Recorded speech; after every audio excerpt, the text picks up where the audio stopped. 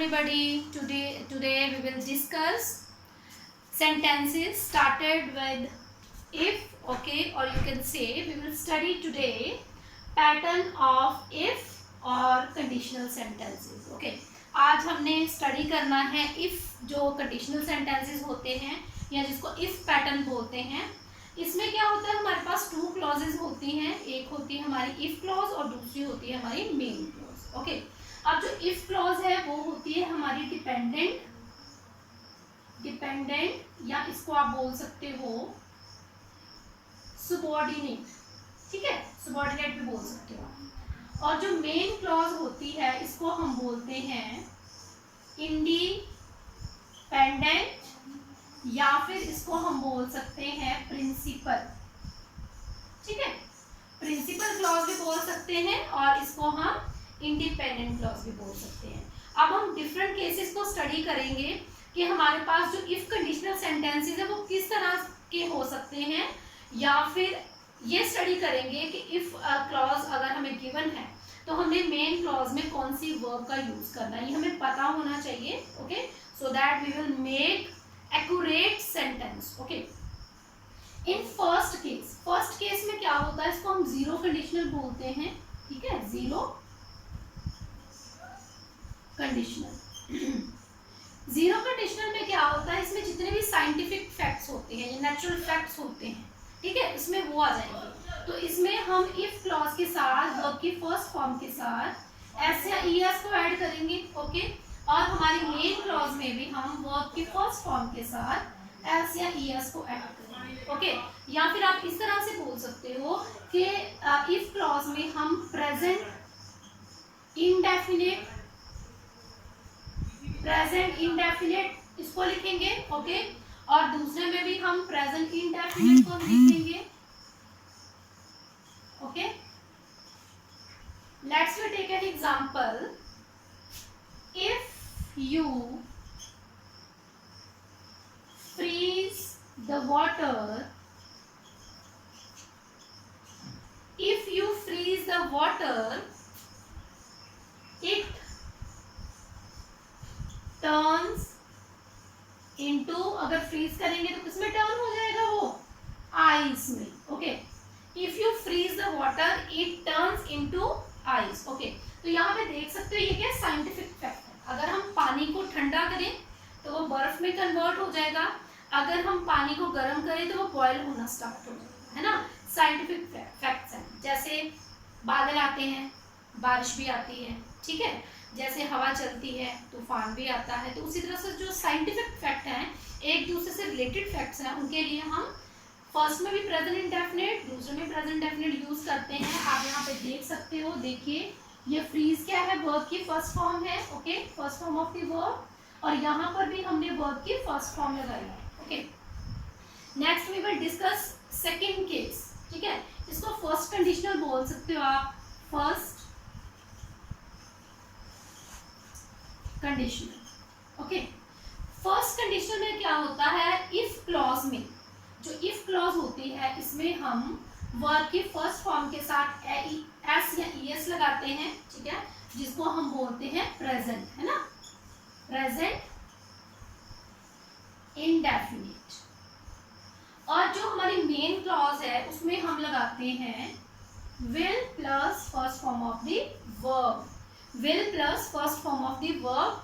यहाँ पे आपको क्लियरली नजर आ रहा होगा. यहाँ पे ऐसे बोल सकते हो कि यहाँ पर हम फ्यूचर इंडेफिनिट वाला रूल यहाँ पे यूज करते हैं.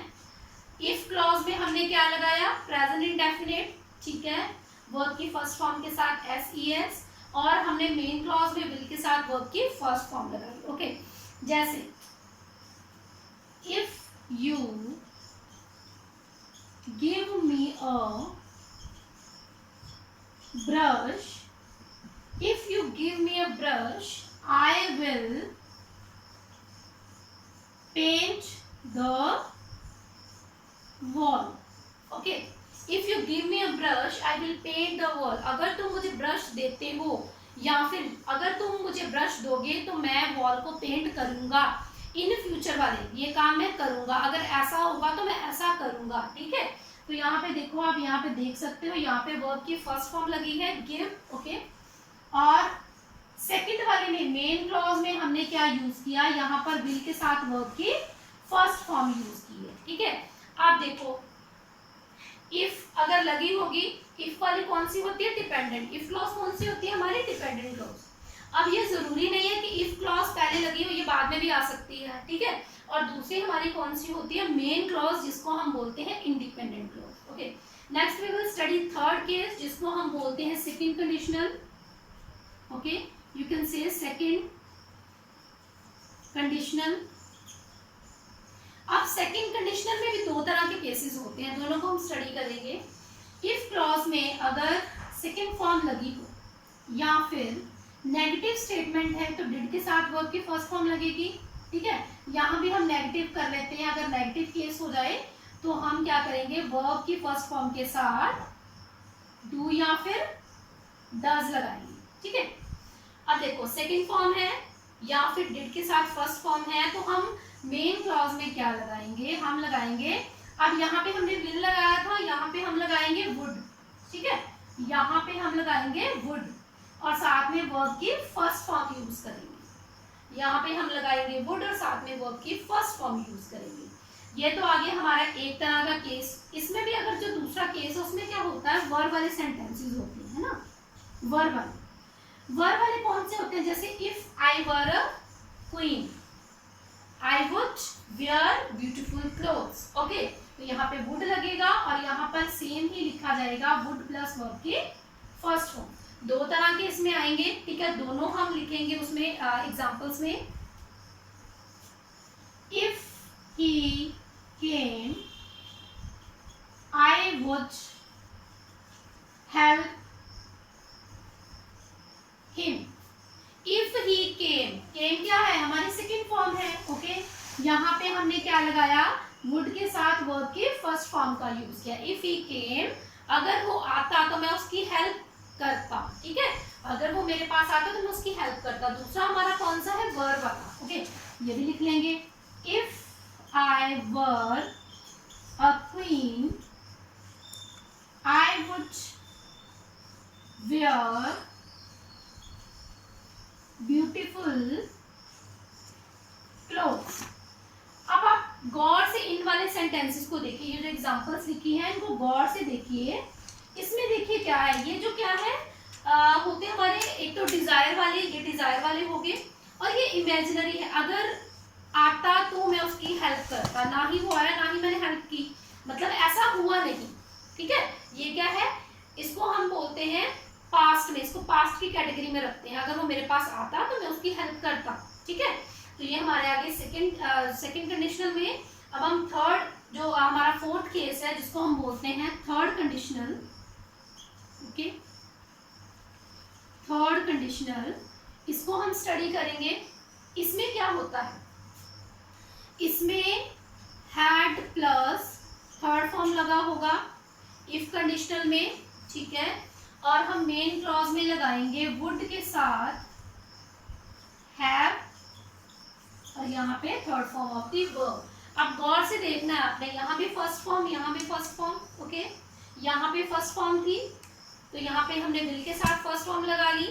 यहाँ पर सेकंड फॉर्म थी तो हमने वुड का यूज किया। देखो वुड क्या है, विल की second form, will would would है ना, तो विल की सेकंड फॉर्म क्या आ गई, वुड। यहाँ भी सेकंड फॉर्म, यहाँ भी।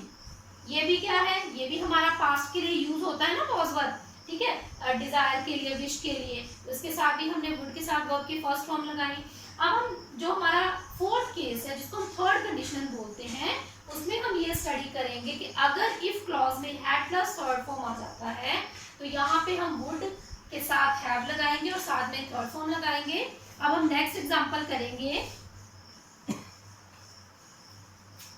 If he had come, if he had come we would have gone for walk। if he had come, देखिए had के साथ वर्ब की थर्ड फॉर्म लग गई, ओके। और दूसरे में हमने would के साथ have लगाया और यहाँ भी थर्ड फॉर्म लगाई, ठीक है।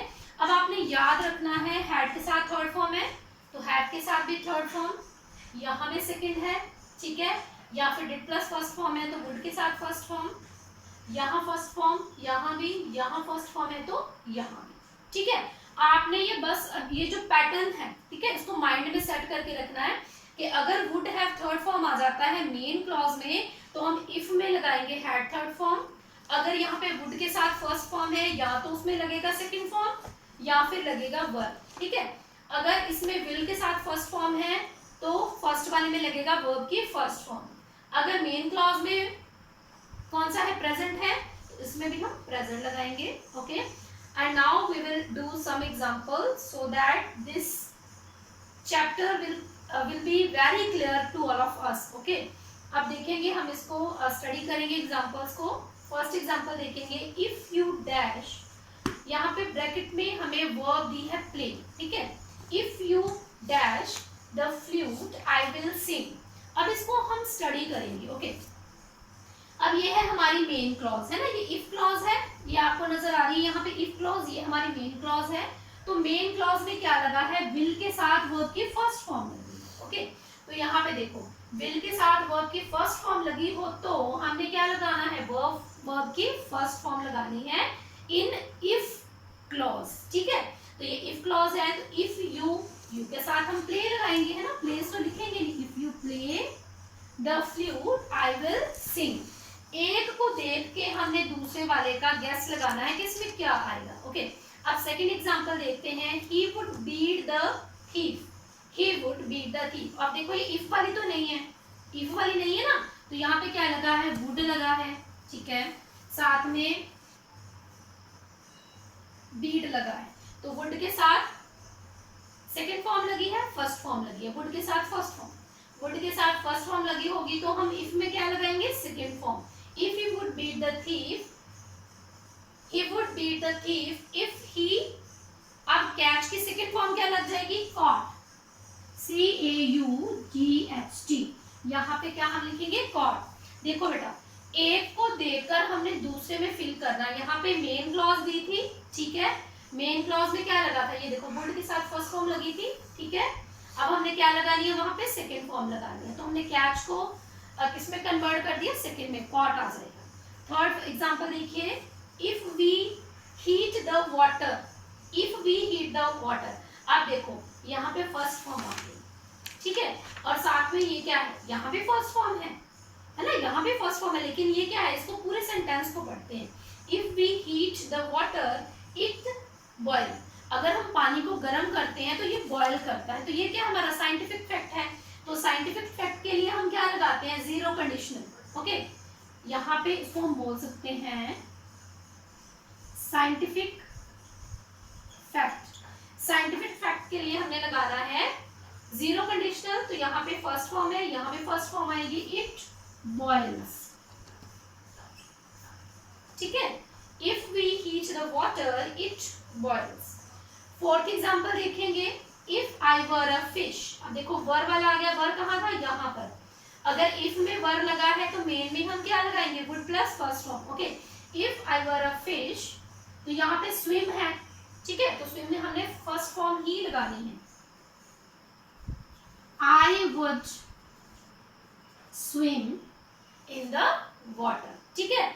एक को देखकर हमने दूसरी वाली जो वर्ब है वो फिल करनी होती है। अब हम फिफ्थ एग्जांपल देखेंगे, if you had come, if you had come, had plus third form, if conditional में क्या लगा है, हैड प्लस थर्ड फॉर्म, ठीक है। अब दूसरी में हमने मेन में क्या लगाना है, would have and third form, okay. अब क्या लिखेंगे हम, आई वुड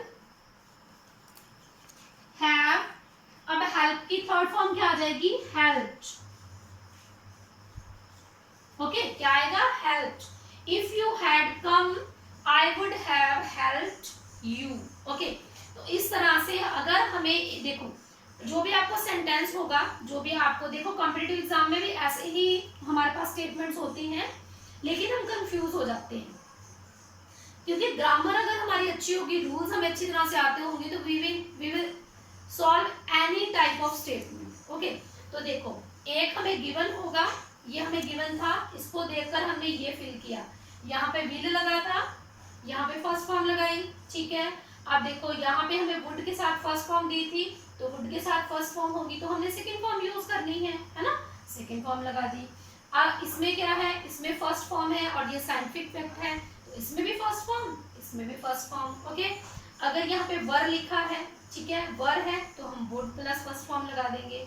अगर यहाँ पे had plus third form given है तो यहाँ पे हम वुड हैव साथ में वर्ब की थर्ड फॉर्म लगा देंगे, ठीक है। तो सिर्फ आपने ये जो पैटर्न है, ये जो इनका कॉम्बिनेशन है, ठीक है, present indefinite plus present indefinite, ये लगेगा साइंटिफिक फैक्ट्स में, ओके।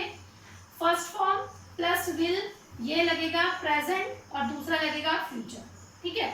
अब सेकंड फॉर्म, और सेकंड फॉर्म के साथ हमने क्या लगाना है, वुड के साथ वर्ब की फर्स्ट फॉर्म। ये सेकंड है तो ये भी सेकंड हो जाएगा, ये फर्स्ट है तो ये भी फर्स्ट है, ठीक है। अब यहाँ पे हैड थर्ड फॉर्म है तो हमें अंडरस्टूड है कि यहाँ पे थर्ड फॉर्म है तो यहाँ पे थर्ड फॉर्म ही लगेगी, ओके। और साथ में वुड लगाएंगे और साथ में हैव लगाएंगे, ठीक है। तो आप, I hope you all understood this pattern of if clauses. Thanks for watching my video. We will meet in next video with the new topic, okay. Thanks once again. Have a nice day.